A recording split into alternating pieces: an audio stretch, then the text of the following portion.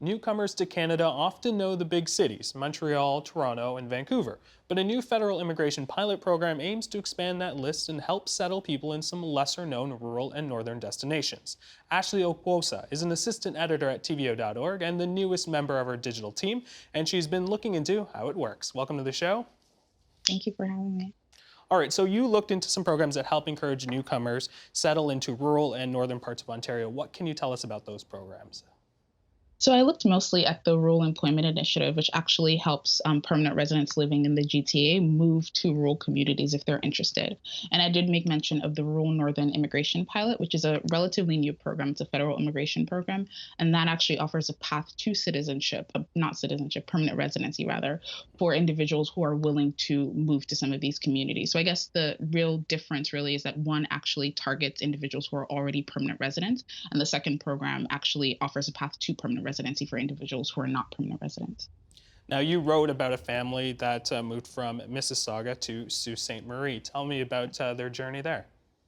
So I interviewed Monikata and Shandas Karan, who moved from Bangalore to Mississauga. He moved to Mississauga mainly because he had friends and family and thought that it would kind of be a really great place to raise his family. He has over a decade worth of experience in automotive industries, his wife in HR, and they have two kids.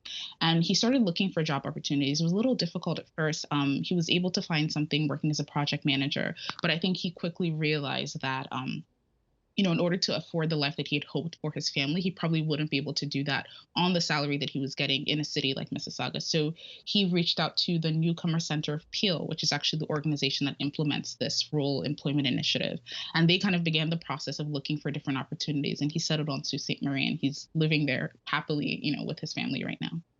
So, of course, we're in the midst of a pandemic, and for newcomers adjusting to new cities, that can already be a challenge. How does the added extra pressure of a pandemic change things for newcomers? So I will speak directly to the case of Monikatan, but I think for him, he was already considering the move before the pandemic. And I think that what the pandemic did was it kind of just made the decision a little bit more apparent for him because he was looking at, you know, last time I checked, about 3,000 confirmed cases in Mississauga and about 31 in the Algoma district. So I think it just kind of made the decision a little bit easier for him. And he just felt like his family would be safer in Sault Ste. Marie than they would be in Mississauga. Now, something in your article that you talk about is this concept of social capital. For viewers who aren't familiar, what is that, and how did that play into kind of the decisions for him and his family?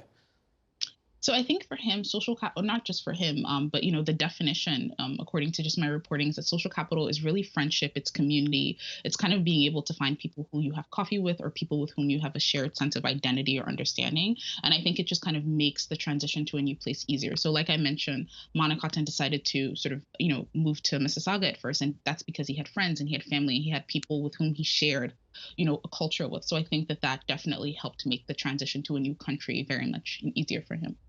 Now, we've done a number of stories about resettling in the north. I had done a story about a Syrian family that moved to Sault Ste. Marie. In a lot of these programs that we talk about, they don't really last that long.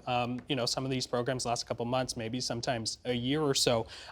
What else is needed to help newcomers adjust even after the programs are done? I think that, in the story, there was, a community that also created this local immigration partnership and they had settlement programs. So what they did is they would actually help newcomers, help their children enroll in school and help them find housing, which is great. But another aspect is that, someone that I spoke to said that programs only go so far, which I think is really important. And I think that the real defining thing in helping people feel like they're part of the community is really, the feeling welcomed by other residents, right? So that's kind of the most substantial thing when it comes to people moving to a new community and feeling like they really belong there. I'm curious, the family's been there since March. How much do they love it? He said that he really loves it. It's so interesting because he said that he lived in Bangalore before, really big city, and he said that his idea of Canada was actually, somewhere very peaceful and very quiet, which is more like Sault Ste. Marie than Mississauga. So I think he said it met all his needs and in every way, and I think him and his family are really enjoying it. Thank you so much, Ashley. That's Ashley Okwuosa. Her article can be read on tvo.org. Thank you again. Thank you so much.